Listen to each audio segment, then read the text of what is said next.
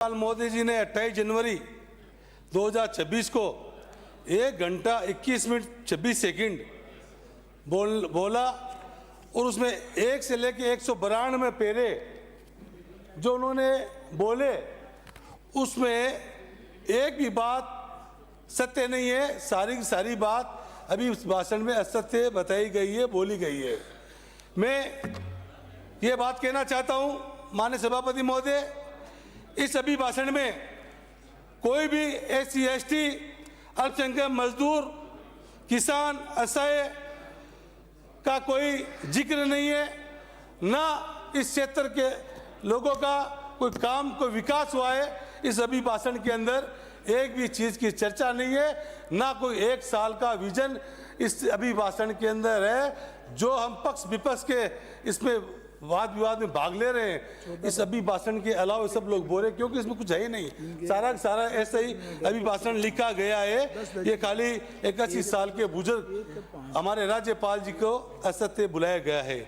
मैं आपको ये बताना चाहता हूँ, इससे बढ़िया तो आप हमारी पूर्ववर्ती सरकार के जो काम अभी पेंडिंग है वो पूरे करते ना, और ये अभिभाषण में लिखते तो आपकी सराहना होती है कि प्रदेश के अंदर कितना विकास हुआ है, कितना काम हुआ है।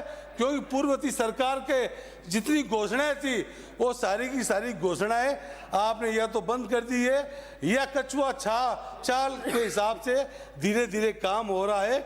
मैं आपको ये बताना चाहता हूँ माननीय सभापति महोदय, आज इस राज्य के अंदर स्कूलों के अंदर बच्चे सुरक्षित नहीं है। झालावाड़ में 7 बच्चे मरे, 32 की मौत हुई। आज इस राज्य के अंदर हॉस्पिटलों के अंदर मरीज सुरक्षित नहीं है, 8 मरीज मरे और दर्जनों जो पेशेंट थे वो घायल हो गए। आज इस राज्य के अंदर जो सड़कों के अंदर दुर्घटनाएं हो रही है, जो विस्फोटक लेके या वो लेके घूम रहे हैं, जिसे अभी बीच के अंदर हाईवे में बगुरू के पास मरे थे, आए दिन दुर्घटनाएं हो रही है। आज उसके लिए कुछ सोच नहीं है कि ट्रैफिक व्यवस्था, यातायात व्यवस्था, ओवरलोडिंग जो चल रहा है, जो चोट वसूली चल रही, उस पर किस तरह से इसमें पाबंद किया जाए।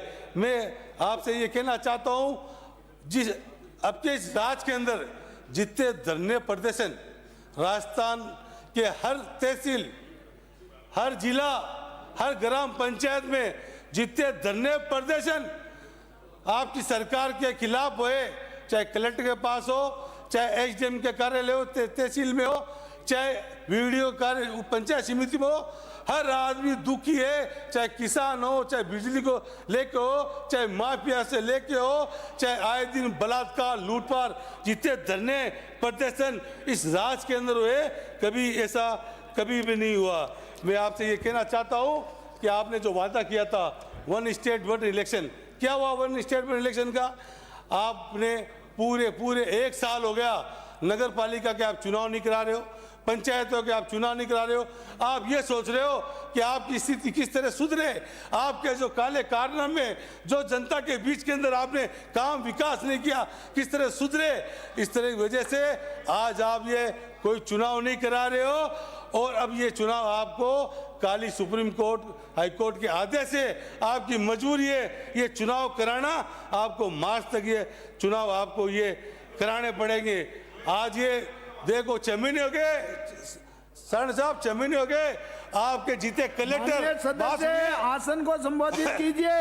ये 6 महीने से आपके जिला कलेक्टर, SDO, तहसीलदार, पटवारी और आपके BLO सारे फुटबॉल बने हुए हैं।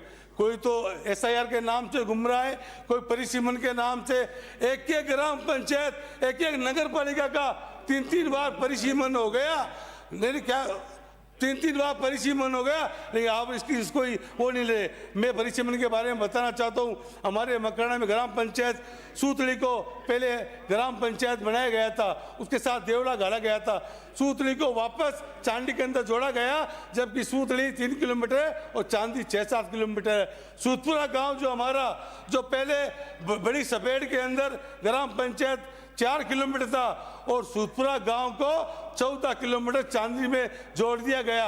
ये सूतड़ी वाले, सूतपुरा वाले और जो हमारे नगर पालिका के बोरावट के आसपास के शिवनगर और जो काशी नगर के लोग जो धरने बैठे सुबह मिलने 295 में बोला, ये सारे के सारे लोगों ने शपथ लिए कि हम वोटिंग नहीं करेंगे। इनके साथ भेदभाव किया गया है, इनके साथ जो जिस तरह से सरकार के नुमाइंदों ने इनके साथ किया है वो कभी भूलेंगे नहीं। इसी तरह मकड़ा नगर परिषद का भी 3 बार परिसीमन हुआ है। मतलब अधिकारी को खाली परिसीमन SIR वोटों के अंदर उलझा के अधिकारी कोई भी काम करने के लिए कहीं पे भी सक्षम नहीं है। माननीय सभापति महोदय, मैं कहना चाहता हूँ जिस तरह से सबसे गरीब आदमी, बुजुर्ग आदमी जो पेंशन लेता है 4-4, 5-5 महीने से उस गरीब की कोई पेंशन नहीं हो रही है। श्रमिक कार्ड जो होते हैं गरीबों के, उनके श्रमिक कार्ड नहीं बने जा रहे। ई मित्र के थ्रू 2-2, 3-3 हज़ार रुपये दे के उनके श्रमिक कार्ड बन रहे हैं, उन गरीबों को कोई काम नहीं हो रहा है।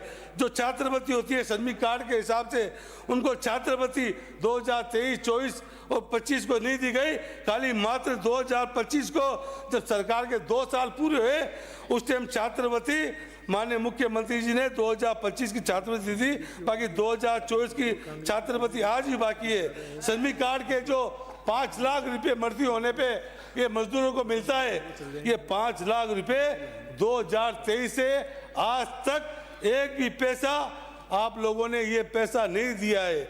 आपको कहना चाहता हूँ, इनको तो नहीं दिया, पेंशन गरीबों को नहीं दिया, गौशाला तक में आपने अनुदान नहीं दिया। माननीय सभापति महोदय कहते हैं गाय हमारी माता है, लेकिन रक्षा करना इनको नहीं आता है। ये आपसे ये बताना चाहता हूँ।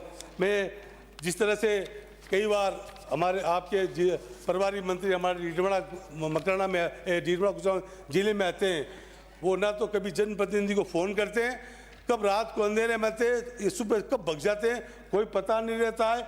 कलेक्टर ऑफिस से फ़ोन आता हमारे पास में कि मतलब आपके बजट में कुछ दिया, समीक्षा करनी है, समीक्षा के लिए मीटिंग रखी गई है। तो मैंने कहा कलेक्टर साहब 2 वर्ष हो गए, मकड़ा का नाम ही बजट भाषण में नहीं आ रहा है। जो 5 ट्यूबवेल दिए थे वो ट्यूबवेल अभी तक माले जो पर्यावरण मंत्री PhD के मंत्री हमारे पर्यावरण मंत्री है, मकराना पड़ोस में ट्यूबवेल ही नहीं दिया आज तक। हम क्या बात करें, आपके पर्यावरण मंत्री वो होता है जिले का मुख्यमंत्री होता है, सबको साथ लेके चलता है, लेकिन भेदभाव करने इस तरह से आपके पर्यावरण मंत्री वहाँ आते हैं।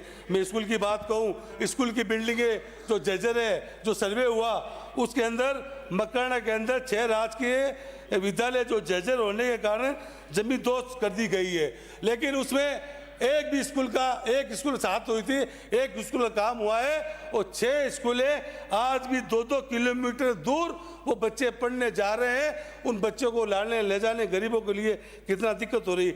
160 विद्यालय जो जर्जर अवस्था के अंदर मकराना विधानसभा के जो मरम्मत के लिए उनको चौकड़ी लगा दी, रेड लाइन लगा दी, लेकिन उसका कोई आज तक उसका रिपेयरिंग का कोई भी कार्य अभी तक नहीं हुआ।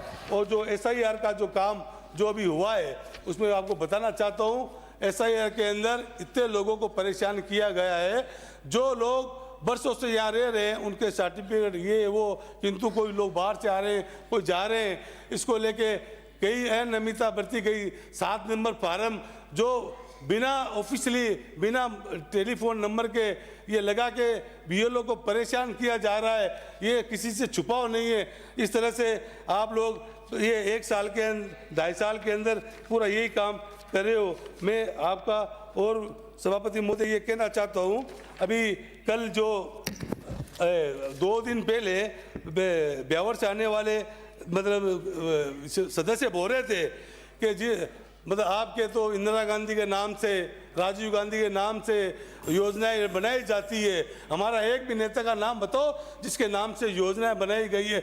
मैं आपको बताना चाहता हूं कि गुजरात के अंदर सरदार पटेल स्टेडियम 1962 के अंदर ये बना था और इस स्टेडियम का नाम बदल के 24 फरवरी 2021 को नरेंद्र मोदी स्टेडियम रखा गया है। तो ये नाम प्रधानमंत्री नाम से रखा गया। अरे वो लोग तो वो थे इंदिरा गांधी, राजीव जी, जिन्होंने देश के लिए अपनी जान निछावर कर दी। सोनिया गांधी जी ने सत्ता को ठुकरा दिया, लेकिन वो समझे मनमोहन सिंह प्रधानमंत्री बनने लायक है। ऐसे हमारे प्रधानमंत्री थे, इनके लिए टिप्पणी करना असभ्य बात है। समाप्त कीजिए। चलो कोई नहीं, आपने मुझे बोलने का मौका दिया, बहुत बहुत धन्यवाद।